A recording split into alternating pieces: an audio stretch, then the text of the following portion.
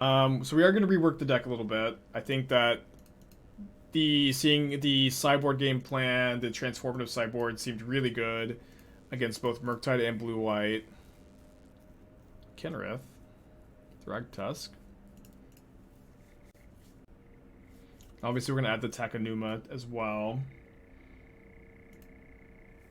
And so we're not sure exactly what the transformative sideboard... It either looks like playing a bunch of, I think, Invoke Despairs or extra Lilianas, or maybe like a 2/2 or something like that. Maybe 2/2 is good, just because that gives you 6 5-drops post board, and then Liliana is just like a lot stronger against like Tron, Titan, and blue-white control. Maybe not blue-white control, but Murktide being 3 mana. 2 Invoke, 2 Lily, 2 Turok. Play like at the 3rd Duress for 3rd Turok, 2nd Turok. I kind of like that. And so we'll spend some time to like map out the sideboard plans a little bit.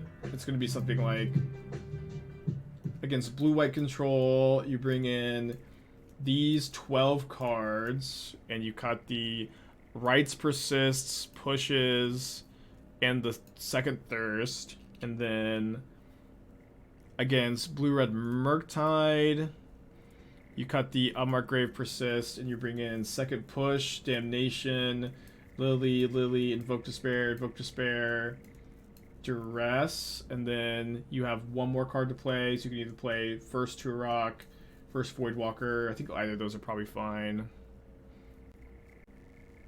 I guess it's kind of like, do we want 3rd Duress against Murktide, or do we want first Turok? I kind of want 3rd Duress, because their counter magic is like a big problem for like this game plan, and Duress is like having like 7 good discard spells against their counter magic. I think makes sense. I still vote for more Phyrexian Crusader. I don't know. I feel like our deck can't utilize Phyrexian Crusader very well.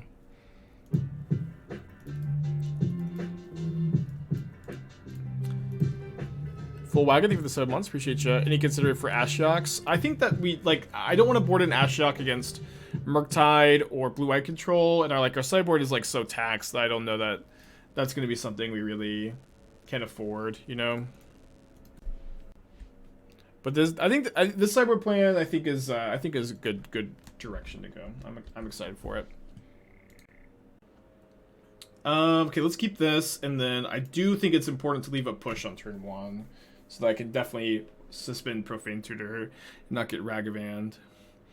Is the prediction 4-1 or better? Exactly 4-1. The prediction was 4-1, and but we did it when we were 3-1. Have I seen the latest Dune movie? Isn't it any good? I liked it. I would recommend going into it knowing that it's very much the first movie in a series of movies. When I saw the new Dune, I thought that it was going to be like kind of a standalone thing, not being very familiar with the not being very familiar with the lore or anything. And so like I remember just like I think going in, like, understanding that it's like the first movie in a series is really important when you watch it.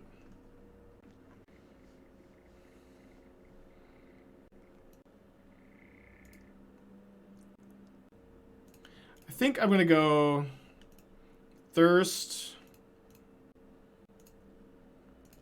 pay for one of the two, and let them draw one card so that I can just cast Golos next turn and then Archon the next turn.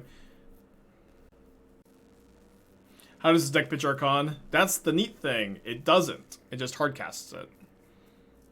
You do have a Liliana, and you can Thoughtseize yourself, but looks like they have Metallic Rebuke.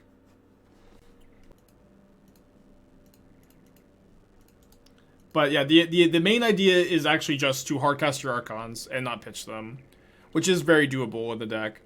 And then you also just get Unmarked Grave for Persist Archon, and that's also a big cohesive part of the game plan. And what I really like about this is oh sorry, I just hardcast Archon. Sorry, I'm used to seeing this as reanimator just like dying on the inside main deck relic.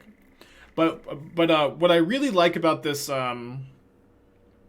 this idea is that it really increases your range of nut draws for game 1, that range of keepable hands, where now you're not just looking for Urborg plus Cabal Coffers early. You're not just looking for Unmarked Grave Persist. You have access to both, and so like any opening hand with Unmarked Grave Persist or the ability to Cabal Coffer for Urborg early is just going to be an incredibly strong hand. And that range of nut draws in a deck like this shoots way up compared to like basically any other deck like it, which I'm really excited about.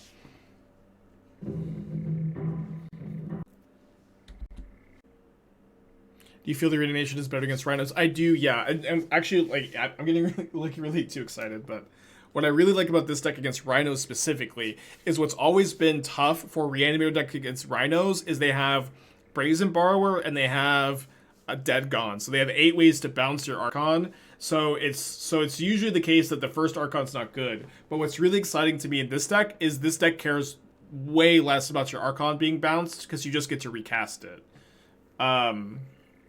You just get to recast it, which is very exciting to me. I've ever thought about changing my avatar to MTGO. I didn't know you could change this. This one is the Jade Avenger. Probably not gonna change that one anytime soon. I don't know what my opponent's doing. They're spinning black mana from the Urborg. I guess that's an accident. They're probably casting an Urza. And then they still don't have double blue. I'm gonna go get a drink while they figure this out. Yeah, and then Profane Tutor plays really well with both combos too. Torment of Hailfire. I don't. I want to win on the spot. I would hate to win on the spot. Sounds awful to me. No, Torment of Hailfire is completely unplayable in Modern. It's not close. Sorry to burst any bubbles. It's a really good command. It's a really good command, yeah.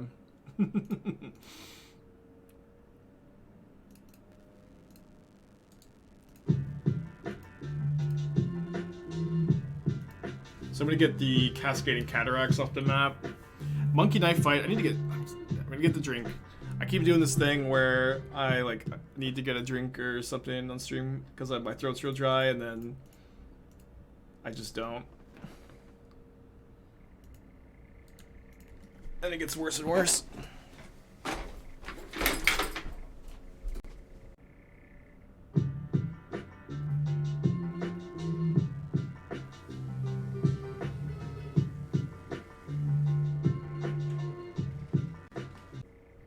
What's up? It's me, your friend Aspiring Spike. Okay, how's my opponent doing, huh? They needled Golos, but I've got the Blast Zone to deal with the needle.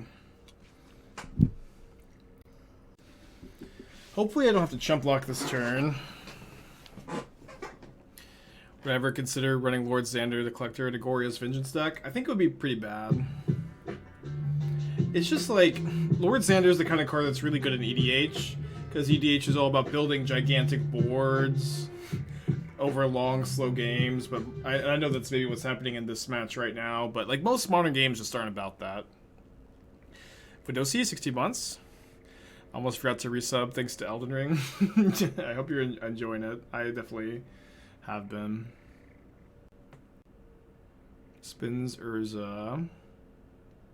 Hits the worst card possible, Metallic Rebuke. I could double block here potentially. It's kind of close. I kind of like a double block. I kind of like keeping my life total kind of high. Hoping my Golos spin is good. Assuming I have enough mana to Blast Zone and activate Golos. Can we activate Golos turn? Why not just take it? Well, I'm thinking that they'll kill the Archon, not the Golos. And like the Archon attack just doesn't do that much, is why. They do kill the Golos though. I wasn't expecting them to do this, which I guess was my fail here. So I didn't think that they would kill the Golos. Why not just trade Archon? Yeah, sorry. I don't know why I thought I needed to double block. That was the big dumb mistake. You're right, they're both 6/6s. I thought I needed to double block to kill it. And now we're just in bad shape in what should be an otherwise, like, fine spot. Classic Spike, right?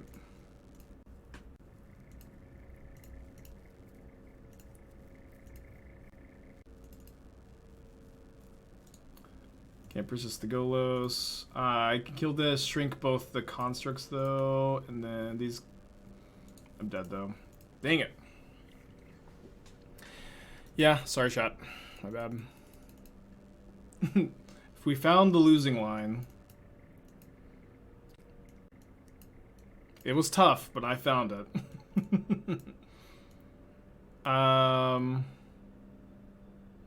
So this is definitely a matchup where I want to cut on the reanimation cards. Do you want to play second Liliana or first Duress? I don't think you're allowed to Thoughtseize. I was thinking that like my best chance to win that game is to hit something big off the castle, and if I do that, I'm going to want to cast the Thoughtseize. It's maybe fine to just untap, just try to untap and attack with Archon again, but it seemed like better if I could just draw into another Archon. Turok, is Turok good against them? Pro-white is a little relevant. For my glance at your list, it's either Karn plus removal plus discard to slim down, or reanimation spell shift up. Do you feel this is accurate? Yes, I do. I do feel like that is the correct read. It's like, that's maybe like a little reductive, because it also like comes down to like sideboard plans being really different, and matchup spreads being different, but I do feel like that is the gist, yeah. Good hand, good hand. Do you still want 4 Archon? Can we take out reanimation package? Yeah, because you need something to win the game with. Yeah, top decks get worse. That draws get better. Invoke Despair is good. I haven't played it in this exact list before, but I've played it in the archetype a bunch, and it's really, really reasonable.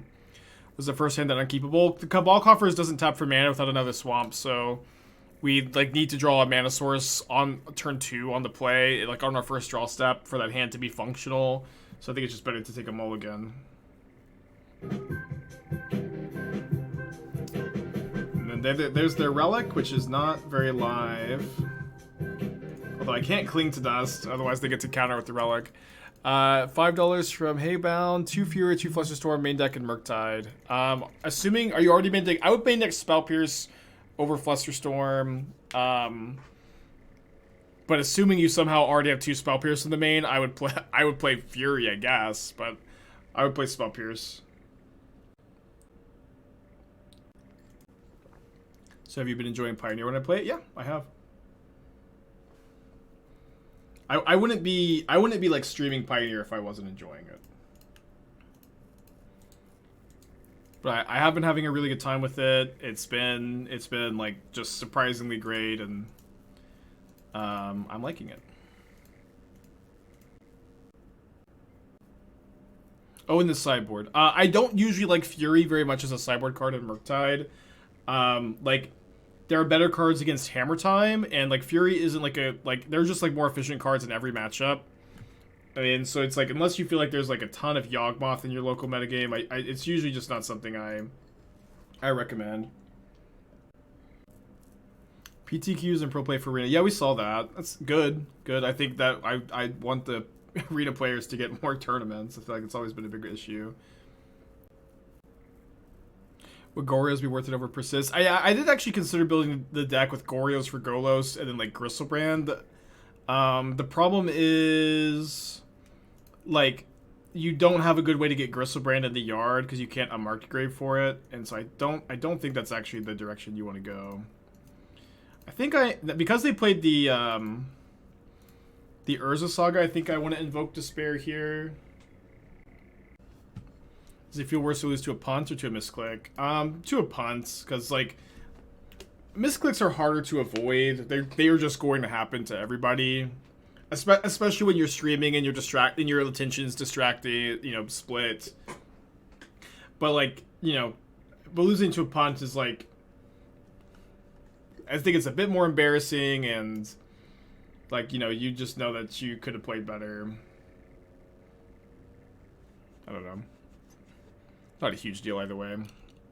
Tried Spiral Merchant last night. Yeah, that's what Amaz was doing. I know that people like that that tech. I think it's okay. Okay, so they've got Urza Saga, Stoneforge. Just gonna attack here.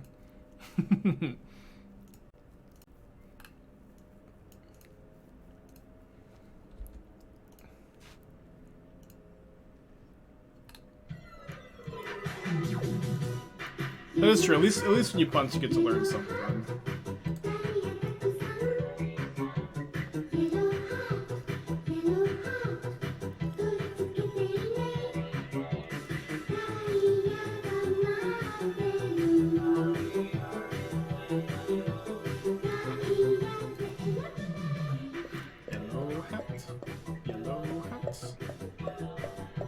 Why are you subjecting you to this noise? Because Yellow Hat just raided. Thanks, Gab. Because Yellow Hat just raided. How close were I to finish my teaching degree? I think I would. I don't think I could apply for a job immediately, or at least if I. Yeah, I still have like a year left. But they might take me just because they're desperate.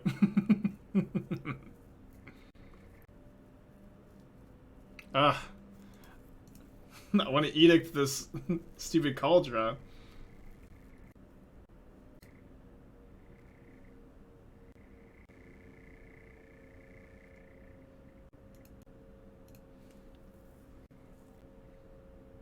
Is this mono black deck better than mono black Coffers? You're playing it for the fun of it? Sorry, I should have attacked. It's in between those two. This is I think that a lot of people maybe don't understand still what I try to do on the stream, where I spend a lot of time, all I ever do is work on deck lists. That's all I ever do. I'm always trying to find different competitive ways to build decks. I spend a lot of time having bad brews off stream, and then once I've got ideas that I think are interesting enough to stream with, I stream with them. And so I'm not, like, me playing this deck today is not a decree that this is the best way to build the mono black Coffers deck, but it's also not what I do on this channel is just trying to play the best version of every deck all the time. It's always trying to just explore. It's just trying to explore, and you know, we can explore and find things together. Think Timeless Dragon would be safe in Pioneer? Probably, yeah. Not even Trophy Racing. Yeah, I mean, the Trophy Racing is a little different. We also trophy race when things, like, usually I like to try to trophy race when there's not that much to explore.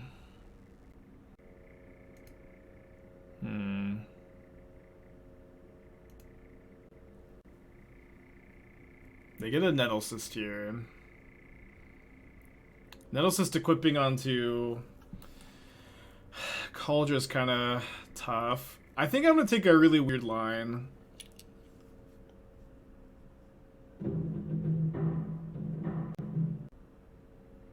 I think I'm going to sack my Voidwalker end of turn. And then try to Cling to Dust my Voidwalker. And then they're going to pop the Relic, but that taps them out of Metallic Rebuke if they do.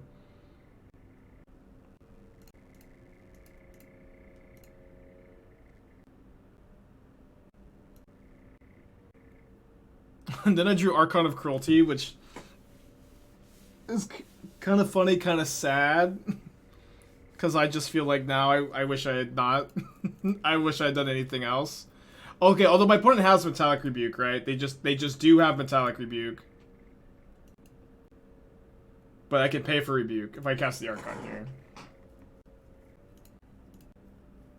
The Trophy Racing on the backseat right now with Organized Play in the current state of Modern. Yeah, I'm like way more likely to want to grind for... I'm way more likely to want to grind for the Pro Tour than just Trophy Race. Trophy Race is more of like... I've always viewed it as more of a casual thing. Anyways... And also, I don't have the energy to... Trophy racing it's incredibly draining. It's a lot of fun, but it's just like... You know, just like, you know, you can't expect NBA players to be doing the playoffs all year round. I can't be trophy racing year round. It is so incredibly time consuming to trophy race. And it's also like the grind is painful too. Yeah, so again, I think they've got the Metallic Rebuke up, so I'm trying to play around it here. Am I an NBA fan? I actually used to be a really big NBA fan. I haven't been in some time, to be honest. But I used to watch the Mavericks all the time, but it's probably been like 7 or 8 years since I've been a big NBA fan. Most trophies ever equals casual. Yeah, I mean it's kind of like, I've always viewed it kind of like a challenge run, right? I've always kind of viewed it like doing a challenge run for, you know, Dark Souls game, where it's just kind of it's a hard thing to do. The trophy race is really hard, but it's not like it's a casual kind of thing. It's not a pro tour. It's not a super competitive environment that I'm putting myself in. It's definitely a more casual environment, but you can still try really hard at casual things. Ghost Peel, with the 5 months, appreciate you. Not everything is Dark Souls. Everything is Dark Souls. Okay, I think I attack with 9, 12. Yeah, I don't have lethal if I attack with Golos, so I might need Golos back to jump block. Okay. So, do I have enough mana to activate Golos, Liliana, and pay for Rebuke?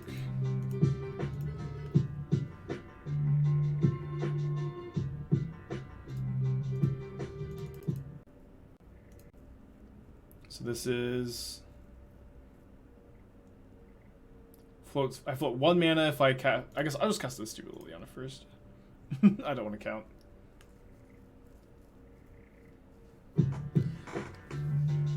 Shaka with the 10 months. Wolf for the 5. Appreciate you.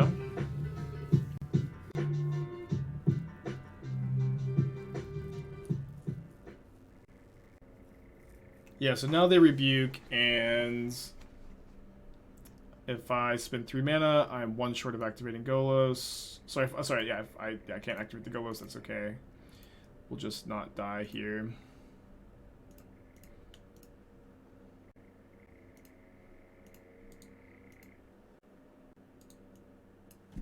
With Elden Ring getting so much acclaim, will they add an open world to MTG? It's funny. Didn't they made like an MTG video game last year, right? That flopped really hard. I can't even remember what it was called. I watched Canister play some of it, I think. Didn't seem that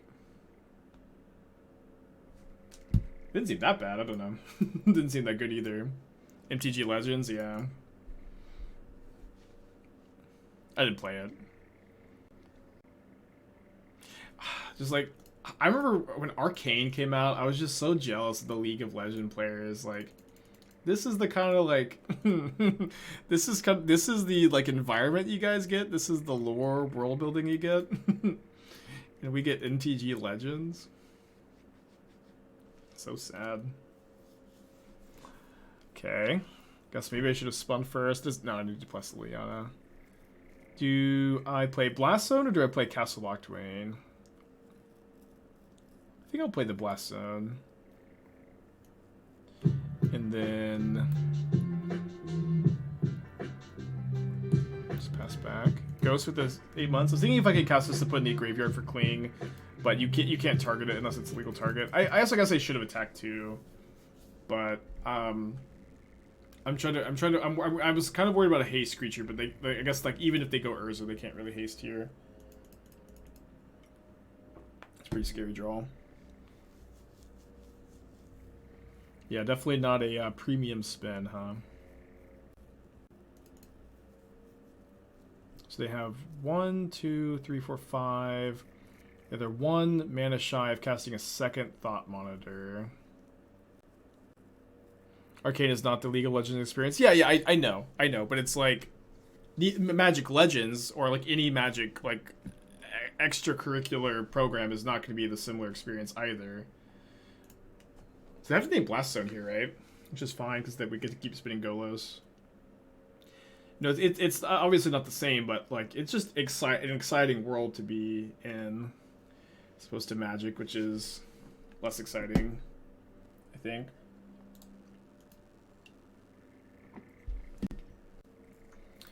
This was an incredible turn for them.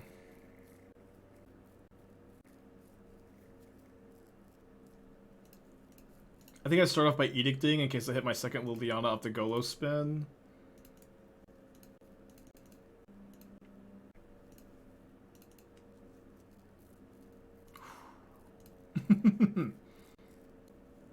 Pretty good hit.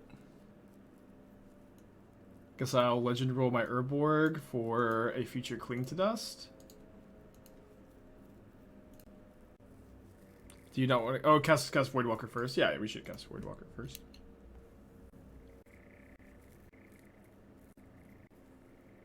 Golos lets you cast your turn so you can choose Lily after... Oh, that's right. That's right. Good to know for next time. This isn't something we've talked about much, but there is like maybe a conversation to be had for like boarding the reanimation plan back in. I think my opponents they're probably going to leave in all their graveyard heat though. Especially with Urza Saga, it's just like a little too easy for them to have it. But it's kind of an interesting thing to talk about, I guess, too. But it's bolt of 5. Do 1-2 the Duress. I think you could probably argue for 1 or 2 Duress, yeah. Is an Emissary for Artifact fine? Well, the only way we can cast Emissary in this deck, after post-board, once we've cut our reanimation cards, is with Cascading Cataracts, which is, I just think, a little too narrow. Should Emissary have been a black card? That's the real question to ask. But I'm having a hard time on their mold of 5 decision. Would Zaga Triumph be better than Godless Shrine do the cycle? Godless Shrine enters untapped. Which is better than entering tapped, I think. Magic do be... Streaming do be easy sometimes. This card actually enters untapped. It's better. That'll be $5 a month for the rest of your life.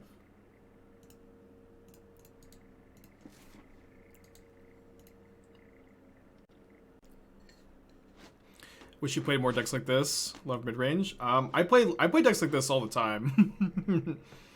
I see that you're a first-time chatter, so maybe you know. I play a lot of different stuff, of course, but I'd say I play more mid-range and control than I do any other archetype overall. We have 1 Unburial Rites in the deck. That's what the Godless Shrine is for. So it looks like they have Metallic Rebuke up, which is fine.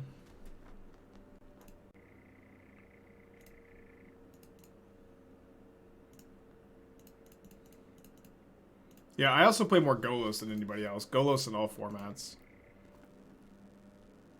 Let's play combo decks. Oh, dude, I totally meant to show the Safi deck I've been working on, and I didn't at all.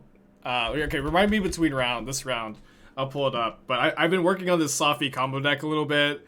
I play tested it some yesterday. I actually played against Gab last night. I've been saying I was gonna pull it up all stream. I don't think I have yet.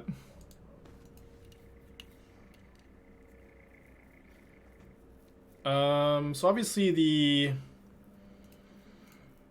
Germ is scary here. I'd really like to just like cast Invoke Despair next turn, kill the Saga, kill one of their creatures. Oh, against Gab too. For whatever, I don't know if I just didn't click submit or what happened, but it didn't actually sideboard correctly.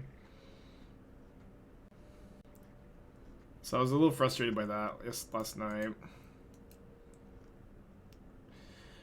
Okay, so if I play Invoke Despair, they sack the Sentinel, they sack the Urza Saga, and we maybe are just dead the next turn.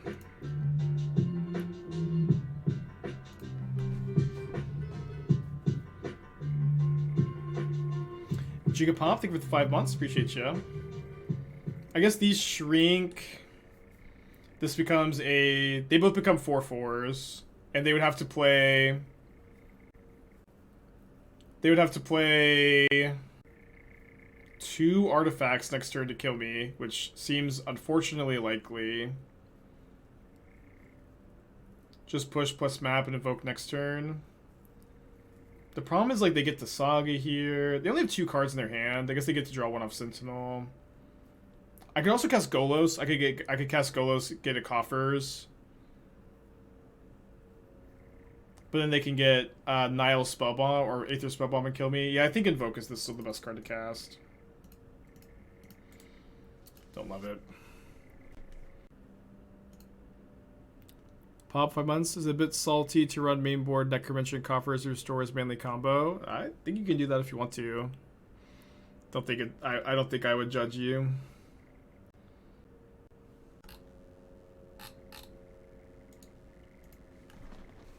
Dead to 2 artifacts. Ugh. Maybe I should have pushed last turn or 2 turns ago.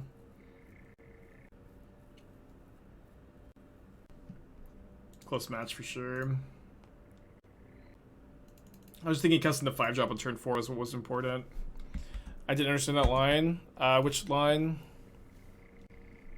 I'm not actually as sold on the Soul Warden though, to be honest, but it is in there. You also have Soul Herder, Eternal Witness, Vincer as like kind of like a flicker value pile.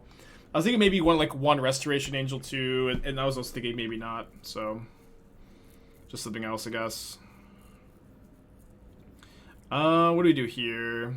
Interesting draw. I think I will just discard Thoughtseize. I don't think I really am going to Thoughtseize this game. And I think the guide attacking is good. Yeah, so yeah, I'm excited about this deck. It was really hard to play last night, so like even though I believe in this deck actually, and like I think it's interesting and exciting and like pretty fresh. Muldrifter to draw. Muldrifter being 5 mana value, the Neoform deck's kind of awkward, but maybe it's a good Elodarmi's call when you have Ephemerate. We have another Thoughtseize on top. It's just something I'm working on. I don't know how good or bad it is. Okay, Eidolon, not great for me. At least the Profane Tutor doesn't trigger. Why not Alter or Bombardment? Bombardment is red. This deck is every color besides red.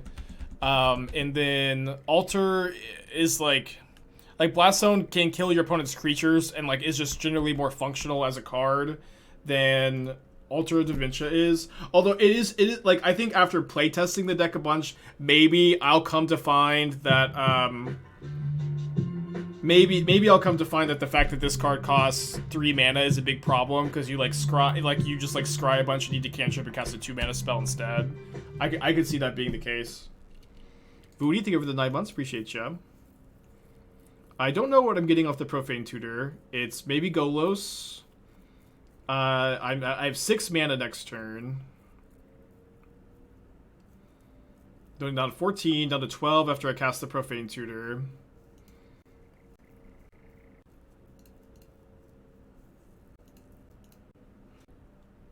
Let me just double check that I'm not missing that there's some better option. Maybe it's just better to get push here. Well, probably not. Because push deals me 2 when I cast on the Eidolon, and then Golos, I take 2 off the Profane Tutor, but Golos, like, hold on. Yeah, I take 2 off the Profane Tutor. I'm taking 2 either way. Golos blocks the Eidolon. Yeah.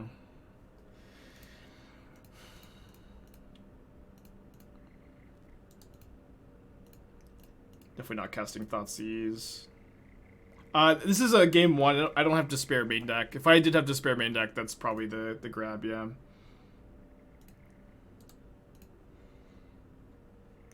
And then next turn I can Profane Tutor for Archon. I can maybe cast Archon and spin. Probably not quite enough.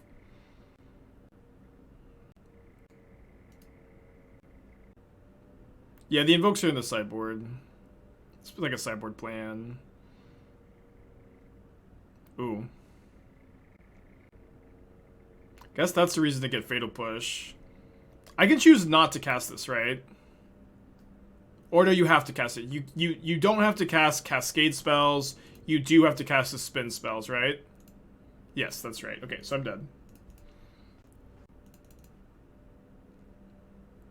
Okay, so we'll bring in extra Fatal Push, Duresses, Damnations.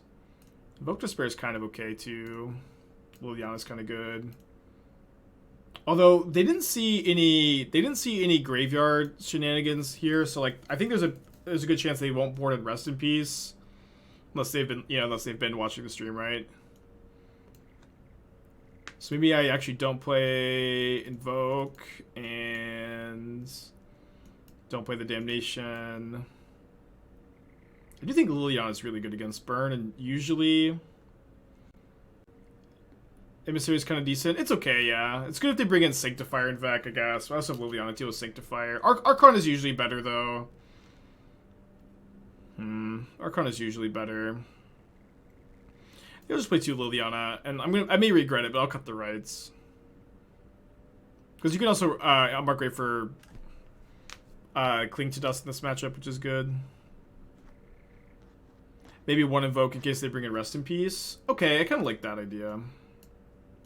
Trim a Golos for an Invoke. Rights and Golos cut, yeah. Spike playing Duress equals Pioneer Brainrot. I know that Duress in Modern is weird. I think like if you're not main decking Inquisition, you want to have extra discard spells post board, and I think you want to have extra discard spells post board in a lot of matchups, and in those matchups, I think Duress is going to be better than Inquisition most of the time.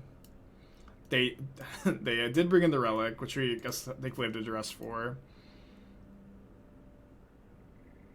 I don't know. I think that this is kind of like a problem where a lot of players have like really hard belief. Like Duress is a Pioneer card, it's not a Modern card, but it's just like it absolutely is Modern play.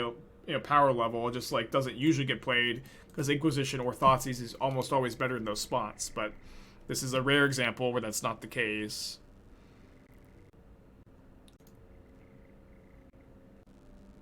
Think about coming to Sweden to the huge Magic event. I would love to go to Sweden.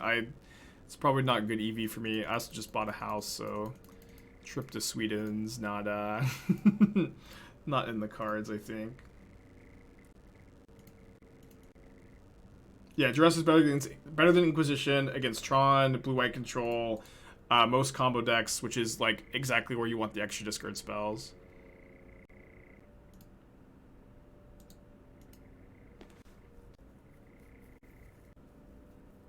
Is Black March bad? I mean, it's a somewhat playable card, but you can't fit every playable card in this deck. I think it's worse than other options.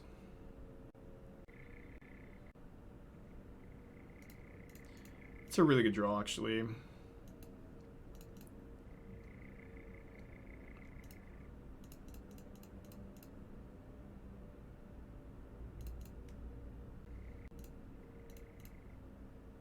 Then there's 2 Lava Spikes and a mystery card.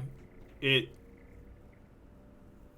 is not impossible for my opponent to kill us next turn. Their hand has to be exactly land, Boros Charm, Lava Spike.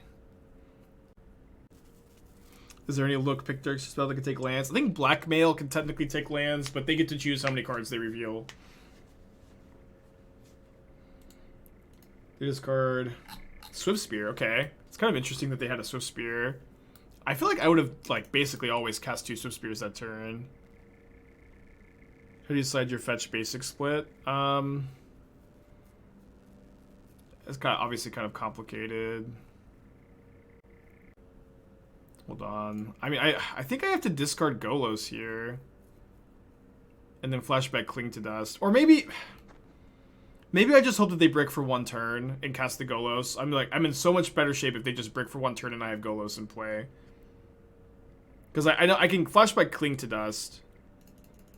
But I think just like trying to have them brick for 1 turn is fine.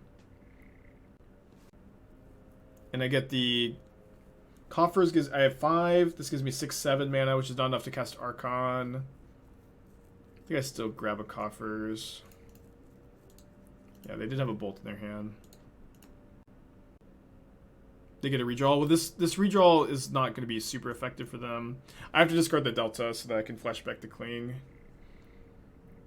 And then, do we attack? I think we don't.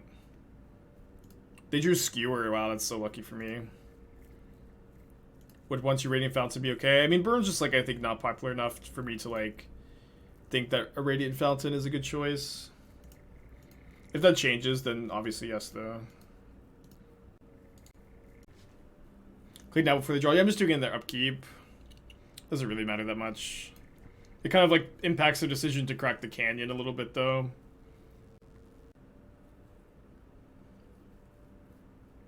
You guys want to activate Castle Locthwain? I think I'm still not attacking. Just like stopping haste creatures from like being a burn spell I think is really relevant. Trade Leyland Void, Mono Black last night. Liked it. I would say a real choice for Voidwalker. I would say it's a really unreasonable choice, and this is constructive feedback. I'm not trying to just smash you, but I think I've seen people do that lately. Play Leyland Void over Voidwalker, and I think that people who do that don't understand why the Voidwalkers are in the sideboard of the other version. Voidwalkers are in the sideboard of the deck because you are a mono black deck that plays Karn the Great Creator, and because that's the case, you kind of inherently have. So I don't have my clean Archon in the yard. Because that's the case, you inherently have a weak sideboard. Oh my gosh, their card was Boros Charm. My train of thought has been all over the place today. I'm sorry. In the mono black deck, you have Fatal Push, you have Damnation, you have Bloodchief's Thirst, you have a lot of cards that are dead in other matchups, and Voidwalker is both graveyard hate and a super versatile sideboard card that can come in against Control, against Titan, against Tron, against combo decks. It can come in any matchup and just be that versatile sideboard card that you need. They should not be sacking this main phase. That versatile sideboard card that you need. Suspends Rift Bolts. Right on time, baby. To compensate for the fact that you are a mono black deck with Karn the Great Creator.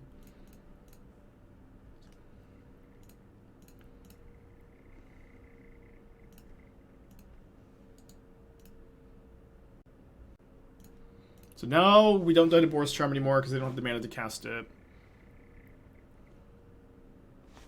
Yeah, tough split with Liliana here.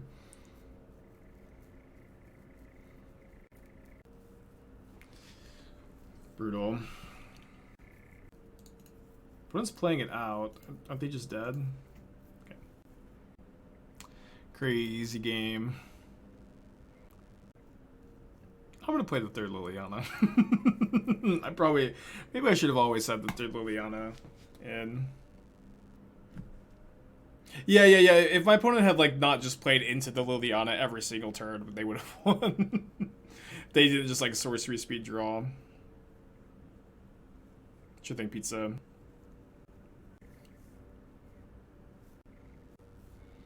A good enough hand. We've got Bloodchief Search for a creature. We have Unmarked Grave plus Persist after the tutor comes down. Definitely a keep. The Godless Shrine, certainly worse than any other swamp would be, but whatever. Isn't Persist a deck card most games? How do you get Archon in the graveyard? We have the card Unmarked Grave in the deck and Profane Tutor to tutor for Unmarked Grave. So the idea is that playing the reanimator cards, Unmarked Grave Persist plus the Profane Tutors obviously give you a higher range of nut draws, where you both have nut draws with Cabal Coffers Urborg, and then you have nut draws with Unmarked Grave Persist. And ideally, you're going to be opening with that in most games. One of those two things in opening games. And I know that this deck looks weird because this is a reanimator deck with very few discard outlets, and that's also the exact thing I was hung up on, that I was stuck on while I was trying to figure out how to play this deck. I'm just gonna discard Archon here. While I was trying to figure out how to play this deck and how to build this deck over the last like 3 weeks or something, is that like Liliana was kind of like the discard card I went to play, but it's like I couldn't play Liliana and another big threat, and so it's like you had 4 Archons as top end, but you actually just didn't have that good of a top end as the reanimator deck. But this deck is the exception to the rule of like needing to have bummer. The rule of needing to have of needing to have that those discard outlets for your creatures, because you can just hardcast your Archons in this deck usually.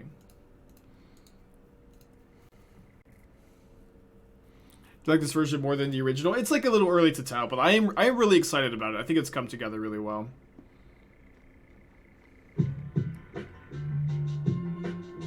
Okay, Eidolon's very good here. We get to go Thirst Duress down to 12.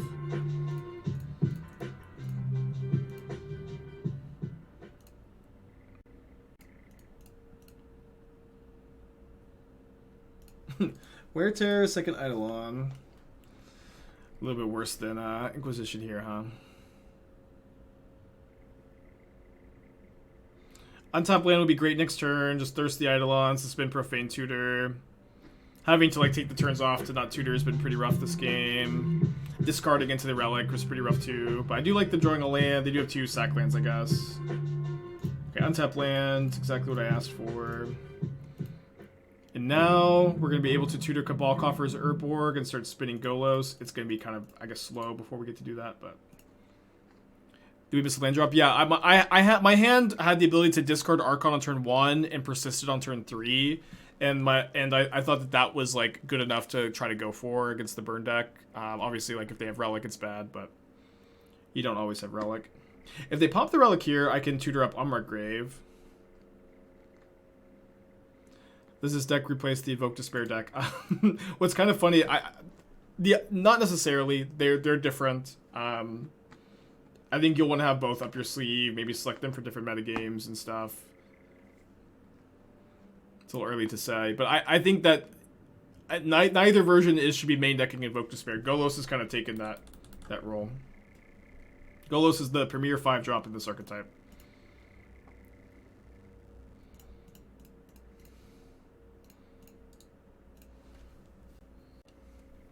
We're at 10 life. They've got 2 cards in their hands. Not so bad, all things considered. Now I'm at 4 life. So here's a really interesting point. I think it's actually not that interesting. I think you just get Unmarked Grave here every time. Because like I can Unmarked Grave plus Persist next turn. But like if I draw an untap land, I also get to Unmarked Grave Persist here. And like this is by far the higher upside. I'm at 4 life. It's just kind of easy call. Duress was, I guess, a great top deck. Okay, and now we're dead to Boros Charm. We're dead to them drawing... No, we're not dead to 2 1-mana burn spells because they don't have enough mana to sack Canyon and cast 2 1-mana burn spells. We're Relic of Progenitus off the top is rough. Their draw for turn is Arid Mesa. They're going to crack for a Mountain to Thin, sack the Sunbaked Canyon, get 1 more look at a Boros Charm or a Relic. Path is okay. They just concede. Awesome.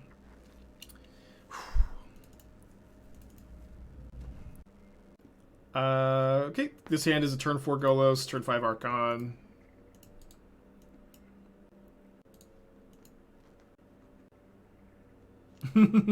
Okay, maybe not the exact mirror, but a mono black mirror of sorts. We'll see what we obviously don't know what version they're on.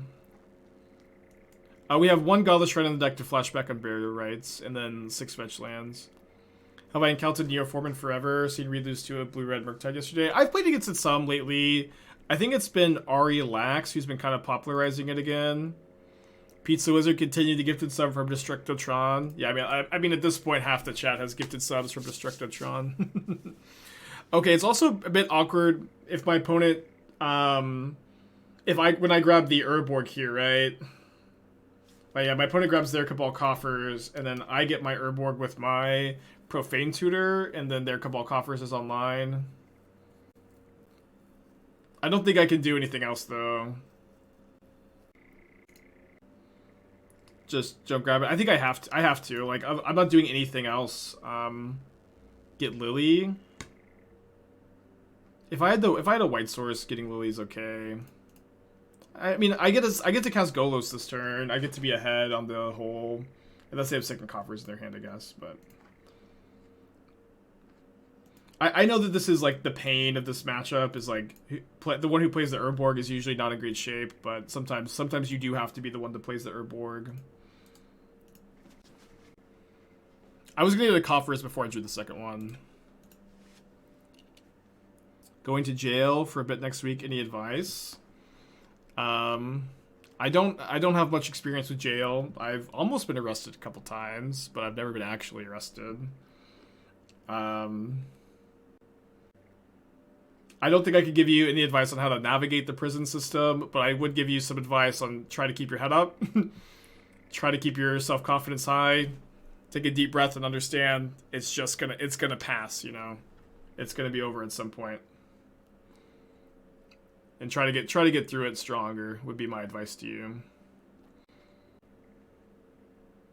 Arrested story time?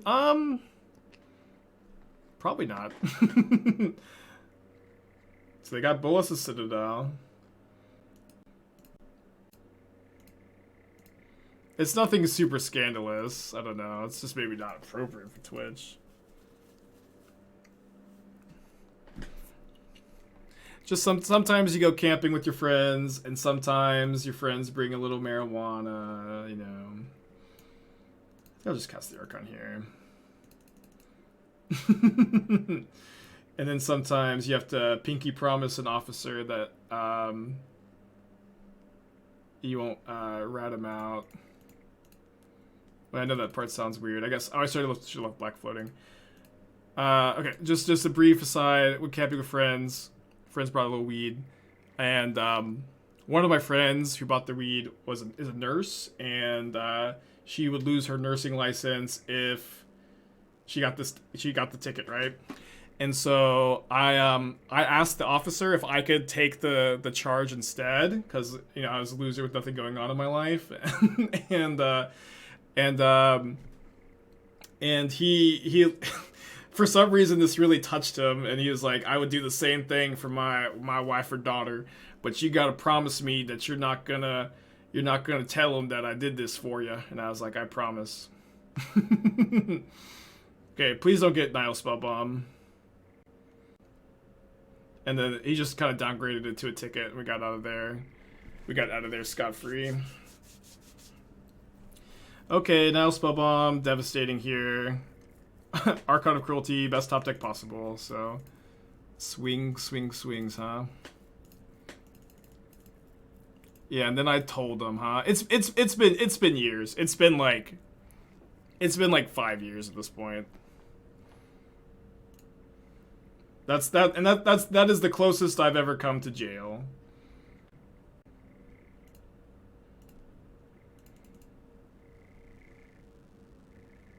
Oh, they are making Necromancia.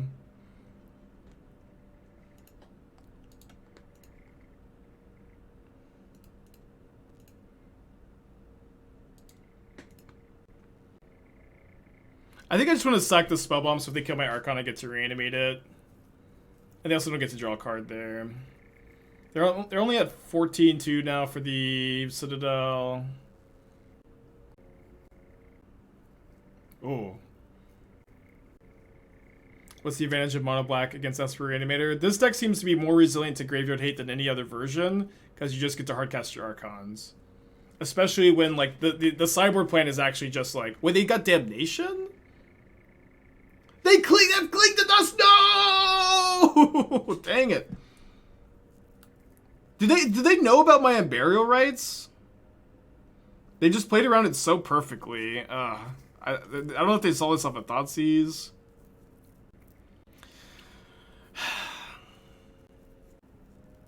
Clean was off the top, was it? Yeah, it might have been off the top, actually. And we drew Golos. So make sure this activate the second coffers after the Golos enters the battlefield. Get a little bit extra mana. Dude, we got the raid from Gab and Canister today. The rich get richer. My opponent says ugh. Good news is they're still pretty ahead, I think. Oh, I'm short of... Oh, no, I hit Unmarked Grave and Persist. I didn't see that. I didn't see that I also hit the Persist. Okay. You may ugh, opponent. You may ugh. Yeah, I saw the Canister raid. Got a Canister raid and a Gab raid today. The rich get richer. I've already Takenuma this game, so I'll just get the second Castle Locthwain here probably. What a turn.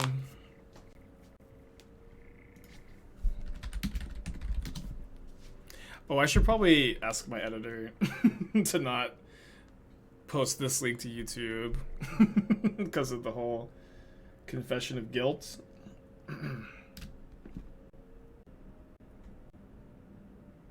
What number league of this is today? What number? I guess we just sack the Golos. We can just rights one of them. Yeah, the story was also just a joke, by the way, just for entertainment. I was making it up. What was the confession of guilt? You'll have to wait for the YouTube video. Yeah, I wasn't guilty of anything. It's fine. I did pinky promise, though, and I broke the pinky promise. Yeah, this game has been pretty fun. Okay, it can go to YouTube. YouTube, be cool. Okay? If you're watching this video on YouTube, just be cool. Clean to dust, targeting persist. Bloodchief's thirst. Okay, it's fine. Do I want the Godless Shrine now? I guess so. I don't necessarily want to have to filter. I mean, I can filter the extra color, I guess. It's all just kind of fine.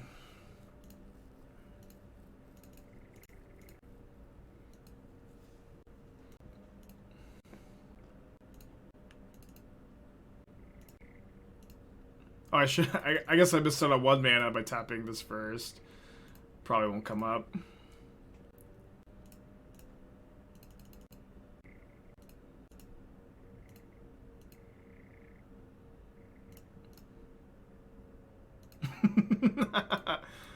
I was thinking that may not have been that good of a hit. I guess it was.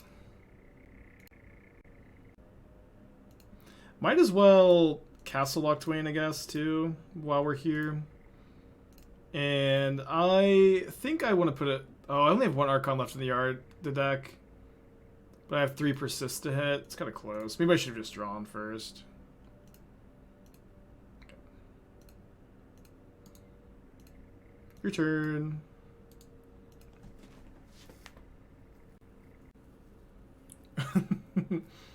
Every announcement is up for 7 men. Opponent goes down to 2. I see someone in the chat says new format. Commander and Arena. Is it EDH? EDH is kind of hype. Oh, they get a bog. Maybe I messed up by Unmarked Graving.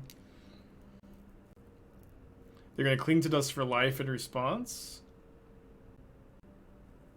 Introducing Explorer. It's just Pioneer on Arena.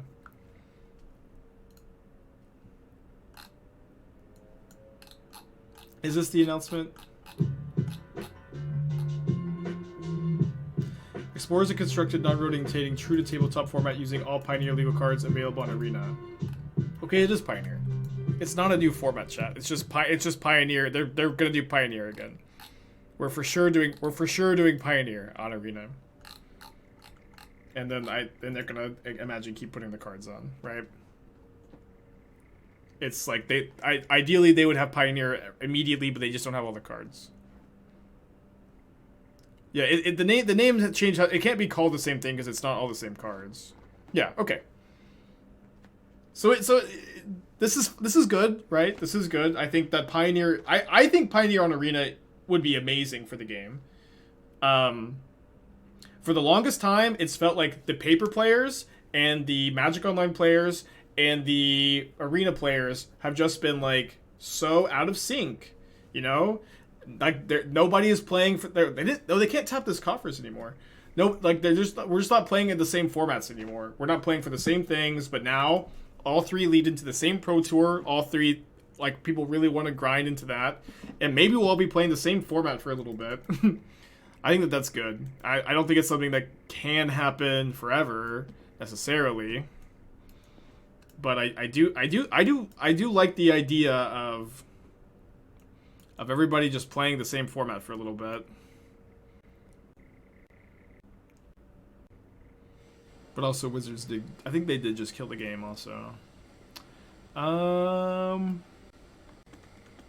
So my opponent's going to bring in a lot of Voidwalkers, so I either have the option of like just moving away from the reanimation plan, which is probably okay. Although what's nice with like being in on the reanimation plan is like I can just let my opponent get us our Urborg for us. And then I can play 3 Bloodchief's Thirst, 3 Lilianas. I think I need the first push to kill Voidwalker. Although, if my opponent's playing Trellon's list, they might not play Voidwalker, actually.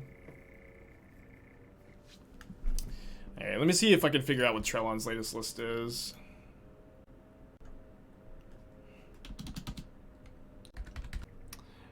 Does Trellon not have a Twitter? We can look at the tournament finishes. This is the latest 5-0 from Trellon.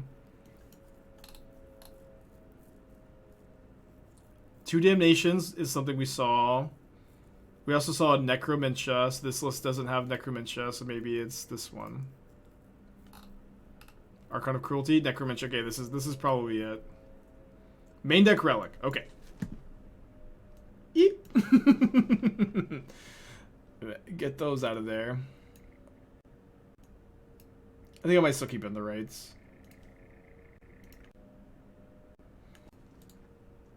Try this. I think they might keep a hand. Oh, I guess, sorry. No Voidwalker. But they might get us our Urborg for us. Oh, there's Karn in the list too. Okay. I guess it's hard. Like, the main deck Necromencia's throwing me off. Obviously, they're just, you know, kind of doing something different then.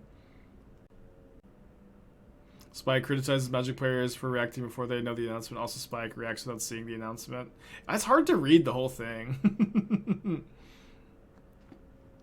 I usually like to just, like, have chat summarize it for me, so I don't have to read a whole article on stream. So it's been Profane Tutor. Am I wrong? It's this format is intended to be, it's Pioneer legal cards now, and it's going to hopefully one day be the entire Pioneer format, right?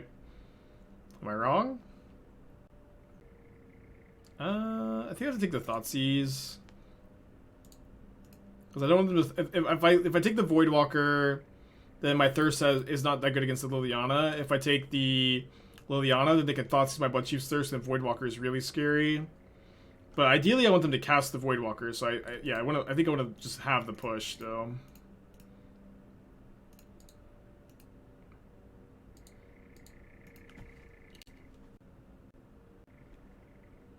Why doesn't WotC slap a new coat of paint on the Moto engine and call it Arena? Literally have to rebuild the entire game and cards, create these garbo joke formats instead. Yeah, I know. I've been saying for years that they should do something close to that, and I don't know. Maybe I'll run the game, huh? I'll be the CEO of Hasbro. A novel idea that no one's thought of, I think. Okay, I do have Thirst to kill this. Maybe we'll get Coding. It's kind of hard for them to play around second Thirst, too. So okay, here's another question. How different is Explore to Pioneer? They got a Nile Spellbomb. Yeah, scared of the reanimator cards.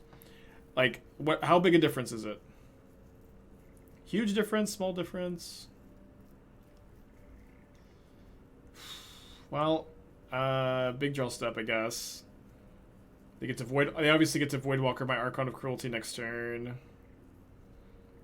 And I'm kind of screwed, I guess. I don't know.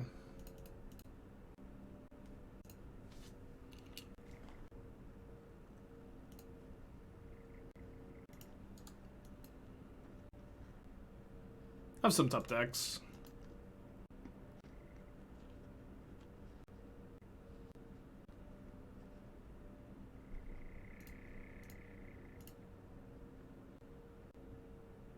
This matchup is so funny. Neither player wants to Urborg. Okay. Invoke Despair would get me right back into it. Oh, they should have ticked this up, right? They just got lazy, I guess.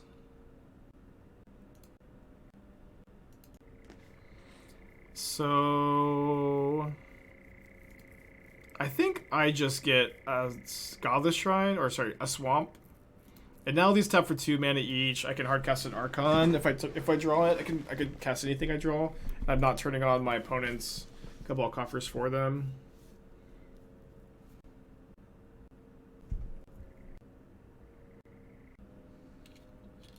What? Why did they get Urborg and make all this mana if all they have is Voidwalker? This does mean like now I have to draw like Archon into something, but I have more mana than I had earlier. Stockholm with the 8 months, appreciate ya. Oh wow, I did draw Archon. I need to draw. The problem is they just sack Liliana, right? I'm not sure exactly what I need to draw then. Probably Invoke Despair. Yeah. Dead. Okay, game 2. Or game 3, sorry. Feels like 7 was 3 days ago, which it was. Yeah, sometimes I did the same thing to Gab. Like, I waited a long time on my 24-month resub button. Then 25-month, like, the next day. I'm not going to Pittsburgh. I'm not likely going to be traveling for any Magic events for a few months because of the house. Unless the event is just too sweet.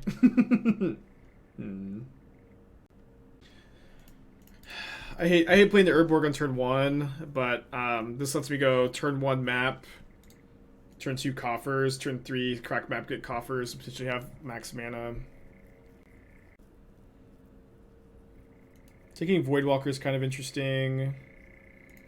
I think I should Thoughtseize them. Taking like a Profane Tutor specifically feels really important on this board. And then we have Bloodchief Search for Voidwalker. Yeah, this was exactly the card I wanted to hit. This is exactly how I wanted their hand to look.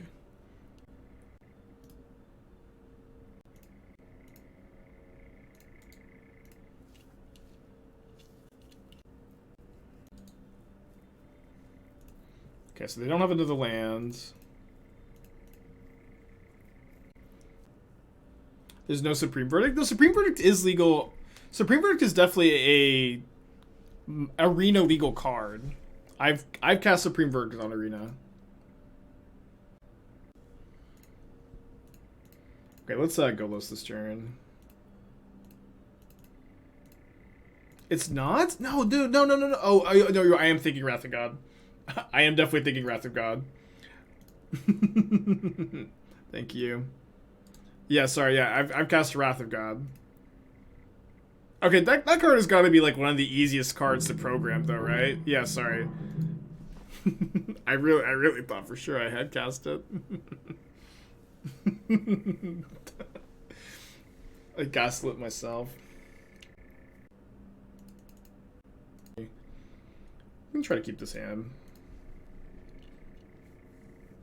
So what do you think is going to happen to Historic? I mean, Historic and Pioneer have really deviated from being, like, I don't know. Those two formats are so different now. Okay, so we're going to need to find an Urborg soon. If we do, it's possible Archon of Cruelty can beat Dredge. We also have our Voidwalkers in the sideboard. They always have 2 Cathartic Reunions in their hand, though.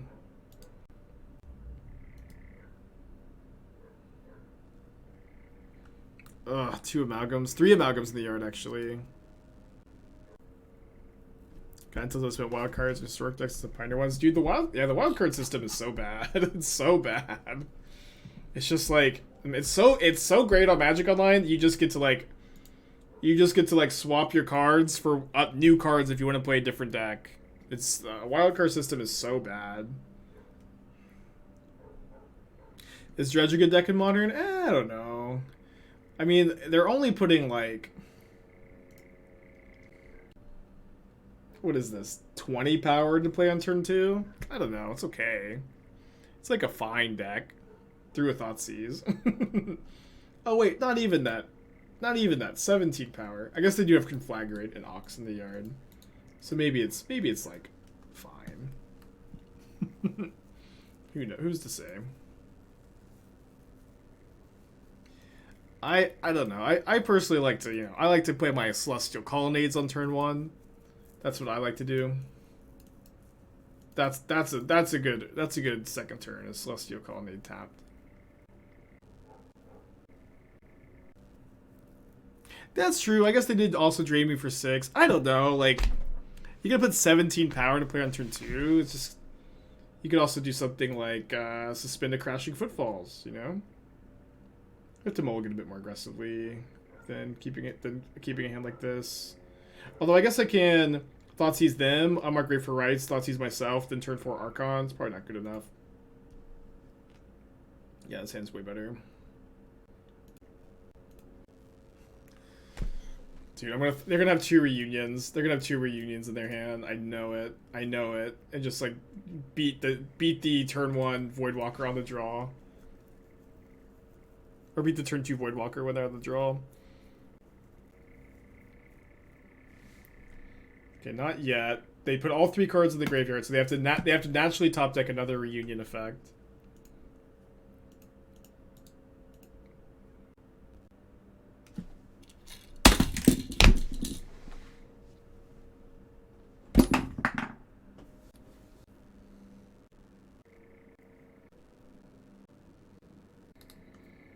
Okay, it actually wasn't all that bad, to be honest.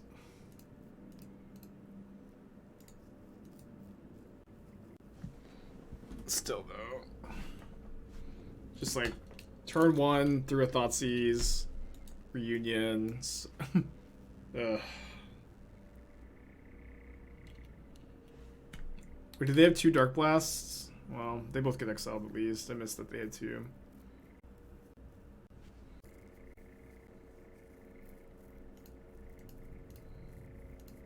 So I can Profane Tutor for Persist and Thoughtseize myself potentially in 2 turns. They still have their Otherworldly Gaze. I threw my second headphone.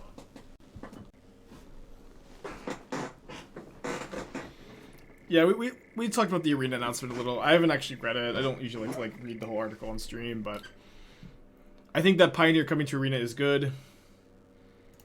Alright, I'll Thoughtseize myself now, because now I need to draw an untapped land in order to Archon.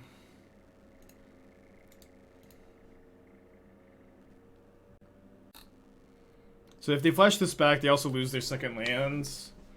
So they're definitely, seems like they're debating doing that or not. Pioneer coming to arena. Yeah, so it's called Explorer right now. Right now, every Pioneer legal card on arena is becoming a new format with the goal of eventually becoming full Pioneer. Which, like, I don't, you know, I would love. Do we have any like arena only players in the chat? I would love to hear your opinion on this.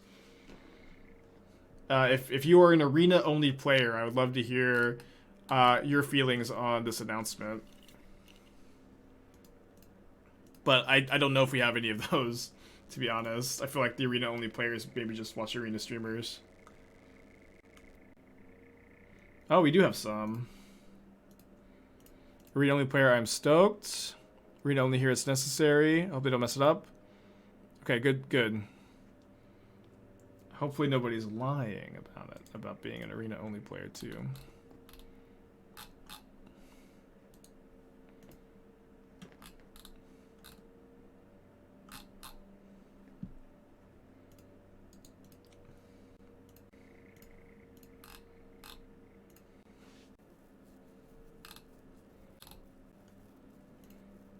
I'm as an arena only player, how am I paying for this?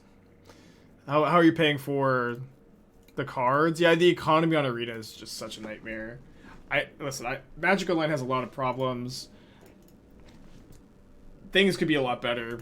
Magic Online, I will say, like, the economy on Magic Online is one of its like biggest things going for it. It's really good overall. Relatively speaking, for like online games, I think it's like as good as it gets.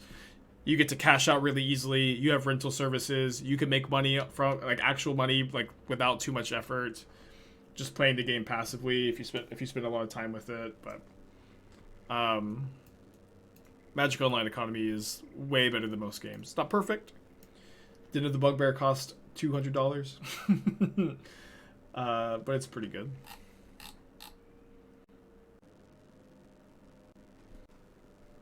So this hand can likely turn 4 reanimate. It's probably a keep.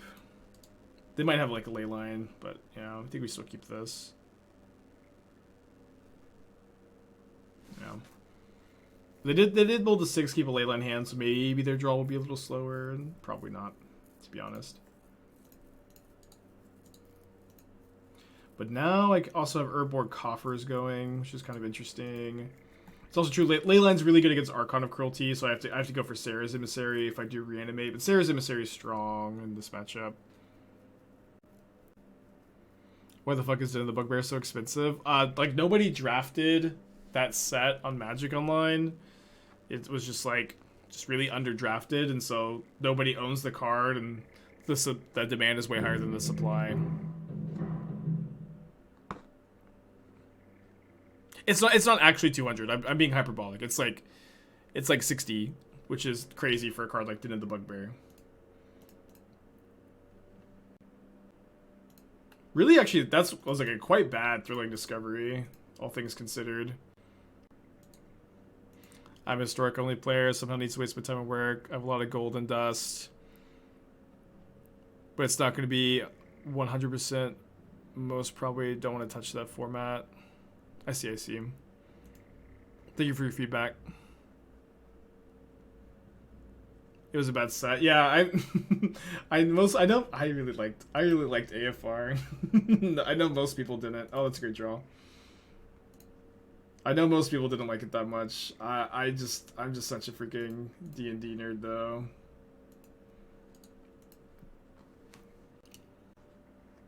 If you're limited or the cards are constructed. So the way the Magic Online ecosystem works is that the cards get released in limited, and then the limited players sell the cards, which get bought by the bots, which they sell to constructed players. And if nobody's drafting, there's just like not a big supply on Magic Online. You know what? I've only ever bought one box of Magic cards at Lifetime, and that's the set I bought it in was Adventures of the Forgotten Realms.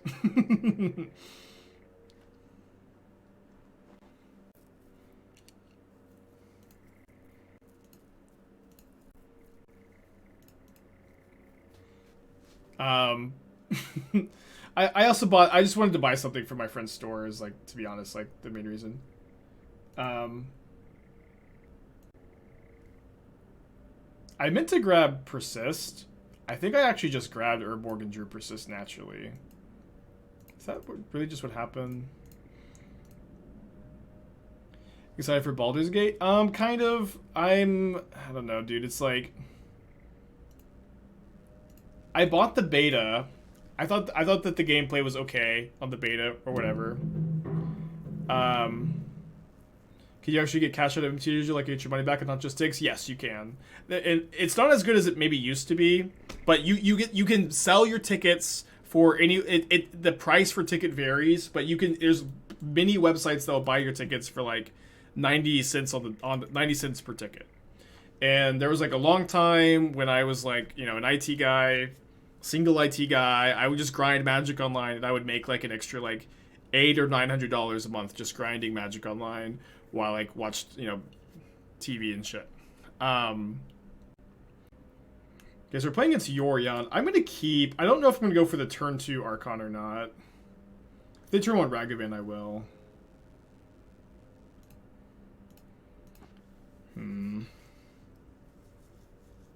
What do you guys think? I'm kind of down. Let's just have some fun. Do you open or sell those chests you get into? I open them. Opening them is way better if you want more play points, and if you want more cash money, selling your chest is better. But I want more play points because I do, even off stream, I do a lot of dropping leagues and changing cards, and it's just like way better for my time. Oh, dude, I was like, I didn't have another Black Source. That would have been brutal.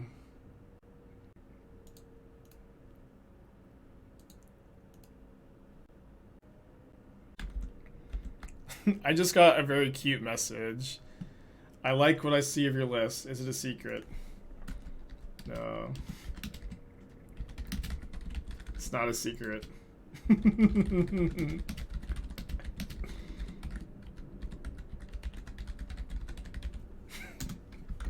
That's how you get another viewer chat. It's that easy. Gotta be on that grind. Okay, gonna double bolt me. Must subscribe for Decklist.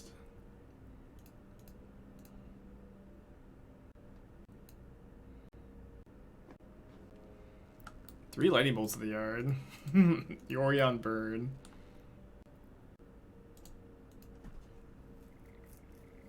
That would be $5 a month for the rest of your life. Yeah, that's how. I'm pretty sure that's how almost everybody found the stream. It's a great draw.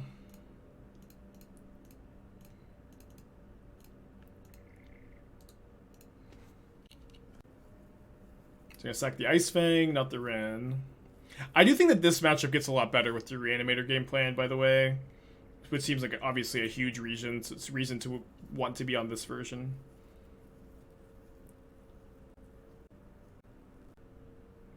How much MTGO Magic Online costs? It's $0 to download. And then usually I recommend getting into a rental service, either Mana Traders or Card Hoarder. I personally would recommend Card Hoarder at the moment. I think Card Hoarder's got a slightly better service overall. But it's like they don't take everybody. Mana Traders takes everybody. I also use Mana Traders. Mana Traders is fine. I've used them for a long time. But just like in general, it's my impression that Card Hoarders is better value. Is it a 10 to make an account? I think that's not true anymore. I think it's free now. I could be mistaken. But I think it used to be $10 and now I think it's free.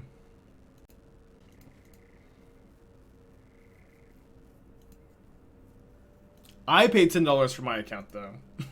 I had to pay $10 for my account back in the day, and I think I've gotten my my money's worth, to be honest. I think I've gotten my value out of it, to be fair. $10 so that you can trade and stuff. I guess that makes sense. I'm not sure I'm supposed to cast this. Can get by like Prismatic Ending. We're probably okay though.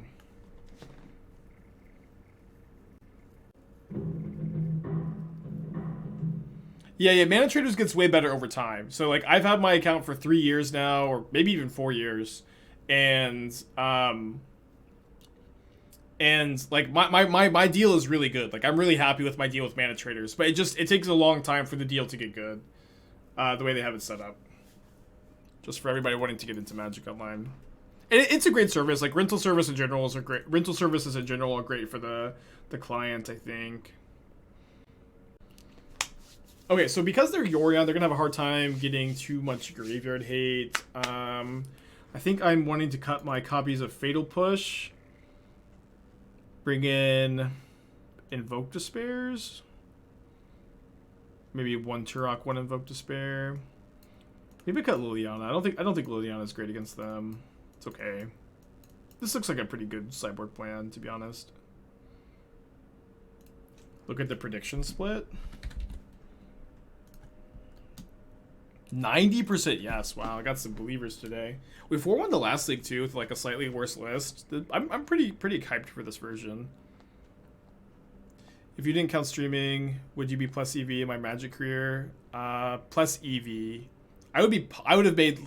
I mean, I've made like tens of thousands of dollars in like tournament winnings. Probably like around $20,000 lifetime. I maybe less. Probably a little less than that actually. If I have to. I'm not 100% sure how much cash, but it's over 10,000, less than 20,000. And then I've made tens of thousands of dollars for Magic Online lifetime too. Before streaming, I had made, you know, some money too. Like I was definitely treating Magic Online like a full-time job before I was streaming, or not a full-time job, part-time job. In addition to my job to help pay bills, because shit's expensive out here, you know.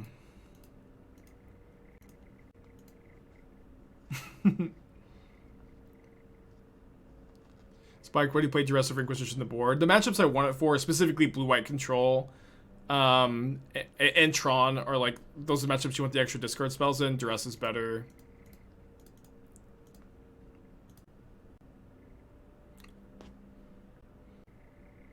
Why not fetching there? I guess, you know, saving these fetch lands for Revolt is after you get Urborg in play, you do just get to save these for Revolt. It maybe was good to fetch there though. I'm not 100% sure, to be honest.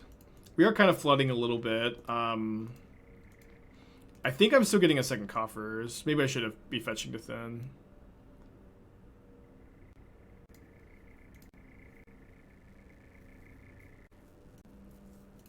Maybe we've gotten Takenuma, but just like the ability to hardcast Archon feels pretty valuable here.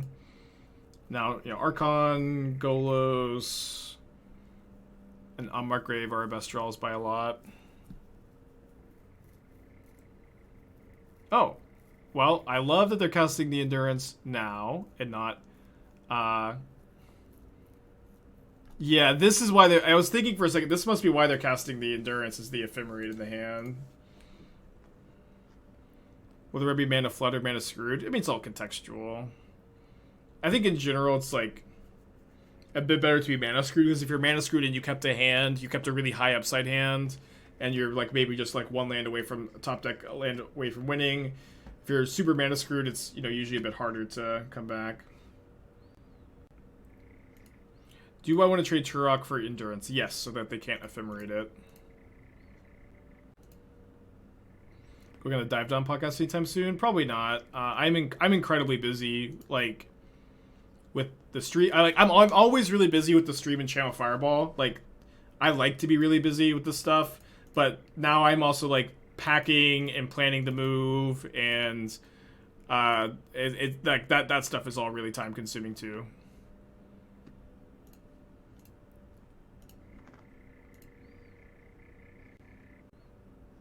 I think we're getting 80 cards, by the way. And I think I'm gonna begrudgingly take 5 life to draw a card. We can Unmarked Grave Persist if we find Unmarked Grave. Just have to get something going because we're so flooded. And Profane Tutor is something. Yeah, we're less than 2 weeks out now from the move. We have 13 days from now. Okay, so they can grab Ephemerate here. It's pretty good for them. Take 3 down to 12. Profane Tutor ticks down once. Next turn we can hardcast Archon of Cruelty.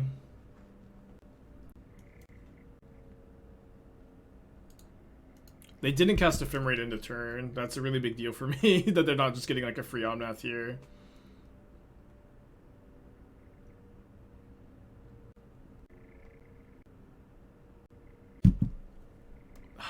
Teferi turns off my Profane Tutor. We're probably going to have to go to game 3. Unless we, you know, just draw an Archon.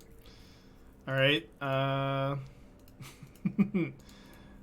guess I'll play my land first. But this is how I want to go. Drawing cards.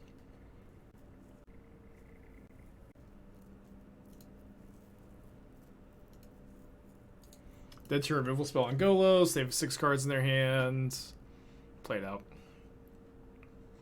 Try porting the mono red Golos deck into modern. Seems like it'd be fun. I don't think it'd be very good. I don't think it'd be very good. I could maybe try to take a closer look at it though. Dead on board? How many dead on board? They minus the Teferi already. Oh, sorry. I'm at 2. I thought I was at higher life total. Although if they rebound the Ephemerate, we're not. Oh, we'll just go to game 3. Yeah. I thought I was at like at least 3. Okay. Go to game 3. All those endurances are kind of scary. But again, they're 80 cards, so it's just like hard for them to draw multiple endurances every game, right? In theory. Allegra, stick with the 5 months. Appreciate you. If I'd use Castle in their instep, you'd have 1 more life and be alive. Really says a lot about our society. Hey Evan, how's it going? In a goofy league so far. Second endurance, so brutal. But surely they won't also have endurance this game. Easy keep. They mulligan to 6. I mean, this is kind of the thing about Yorion is like, obviously they have sideboard cards in this matchup, but being an 80 card deck, it's like not a super realistic game plan for them to like mulligan for endurance. Have I got a closing scheduled yet? Yes. It's all scheduled. It's been all very smooth so far. There's been no bullshit yet. Well, famous last words, maybe. Does it keep fetch for revolt but pushing your side? Yeah. I mean, that's just kind of a general habit I'm in. I did mean to side out the push. Yeah, maybe we should have fetched the thin, huh? I don't know that fetching that one time to thin would have made or broken us, though. If they do have endurance, they have to pitch here. It's not the end of the world either. Think they're gonna Ice Fang as a cantrip? A Veil to counter the Archon trigger. Sure.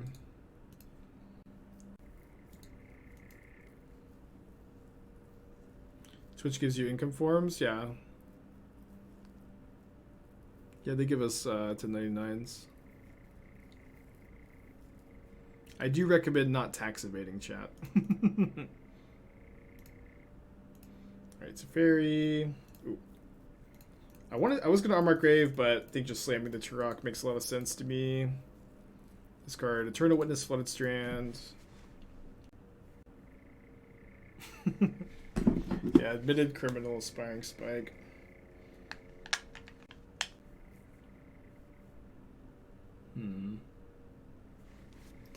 I think I'm attacking Ren and 6 since if I attack the Teferi this turn, I can't attack the Ren and 6 and kill it next turn. Okay, then no change either way here, I guess.